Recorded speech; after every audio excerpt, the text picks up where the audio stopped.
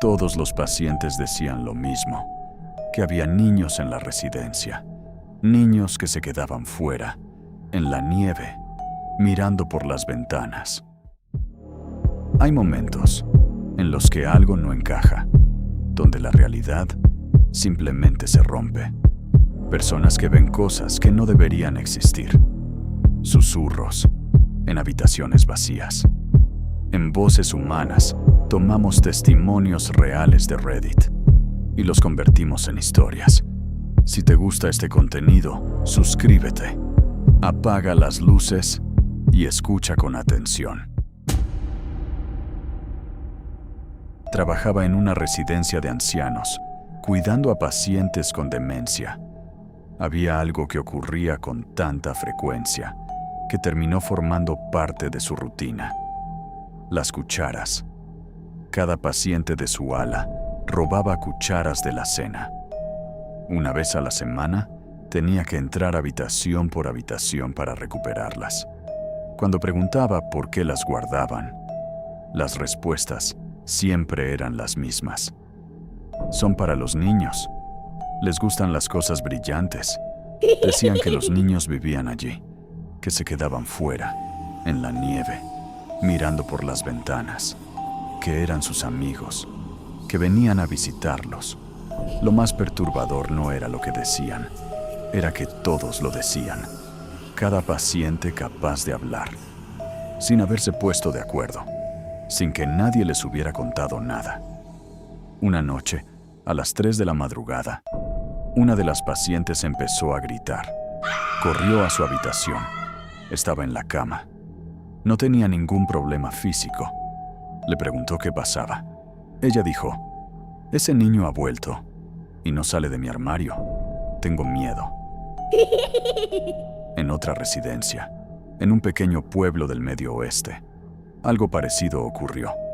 Esa noche, varias luces de llamada se encendieron al mismo tiempo, en el mismo pasillo. Cada paciente decía lo mismo, que los niños habían venido y que habían movido los muebles. Y tenían razón. Las sillas estaban desplazadas en todas las habitaciones, incluso en cuartos de pacientes que no podían levantarse solos. El caso más inquietante fue el de un hombre en el baño. Alguien había empujado una silla contra la puerta, desde dentro. Ese hombre usaba silla de ruedas y necesitaba ayuda para ponerse de pie. No había forma de que lo hubiera hecho él solo. Esa misma noche, los auxiliares empezaron a escuchar algo en el pasillo. Un grito, siempre el mismo. Recorriendo el corredor, revisaron todas las habitaciones. No había nadie. Avisaron a la enfermera. Ella no había escuchado nada. Más tarde, cuando estaban fuera, lo escucharon otra vez. Y esta vez, la enfermera los llamó desde dentro, aterrada, porque también lo había oído. Al final de la noche, una paciente desapareció. La encontraron en una habitación vacía, a oscuras, completamente quieta, mirando la pared. Nunca hubo una explicación.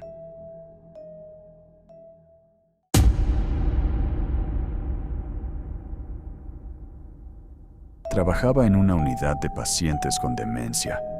Había una señora, una de mis favoritas. Estaba bastante avanzada en la enfermedad. Cada noche, decía que alguien intentaba entrar por su ventana. A veces era un hombre con un cuchillo, otras veces, algo que describía como una araña grotesca, interdimensional. Yo la arropaba antes de dormir, siempre igual, bien ajustada. Era una forma muy concreta, que ella no podía hacer sola. Mientras la arropaba, lloraba. Decía que esa cosa estaba en la ventana. La ventana era grande, no se abría.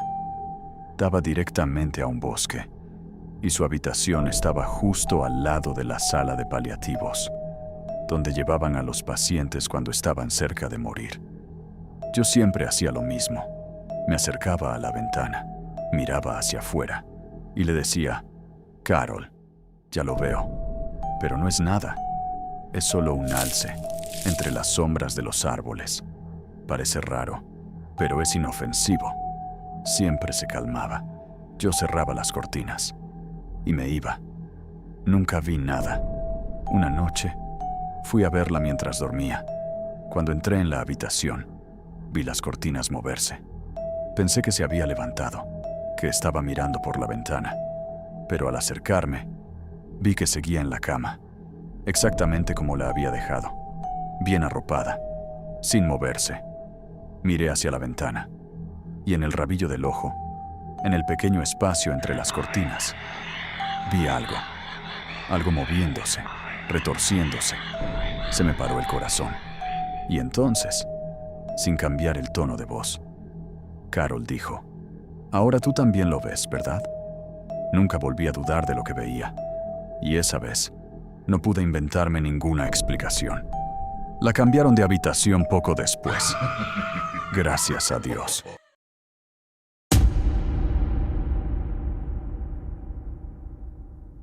Estuvo desplegado en Irak.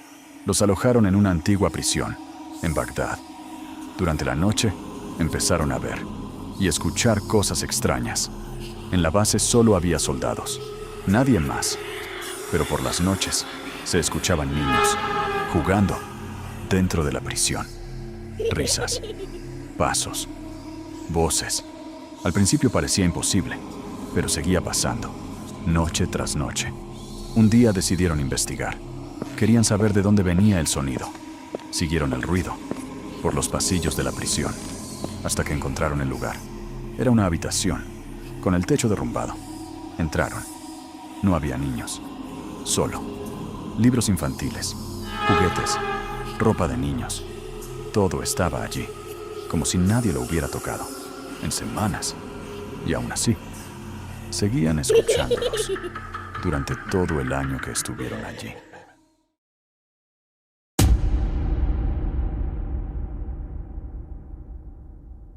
Era un día frío, de esos en los que el interior del coche se empaña al respirar. Se subió a su coche y al mirar el parabrisas, vio algo extraño. Había pequeñas marcas de manos de bebé. Pensó que era raro que alguien hubiera dejado a un bebé jugar en el cristal de su coche. Se quedó mirándolas y sintió el impulso de tocarlas. Al pasar la mano por el vidrio, las borró. Y entonces se dio cuenta. Las marcas estaban por dentro de su coche cerrado. Nunca encontró una explicación.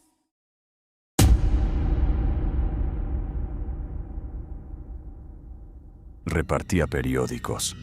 Tenía una ruta fija con los clientes de siempre. Un día, uno de sus clientes habituales paró el coche a su lado.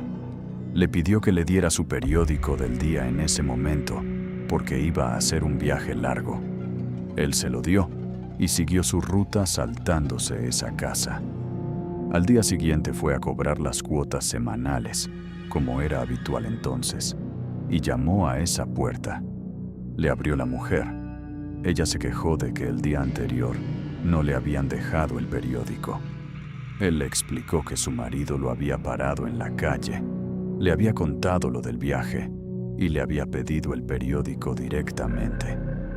La mujer rompió a llorar. Le dijo que su marido había muerto hacía un par de semanas, que era imposible que hubiera hablado con él el día anterior. Han pasado casi 30 años. Sigue sin poder explicarlo. Relatos reales, personas reales, cosas que no deberían pasar. Si quieres más historias como esta, suscríbete. Y si hay algo que nunca has podido explicar, compártelo con nosotros en los comentarios o a nuestro correo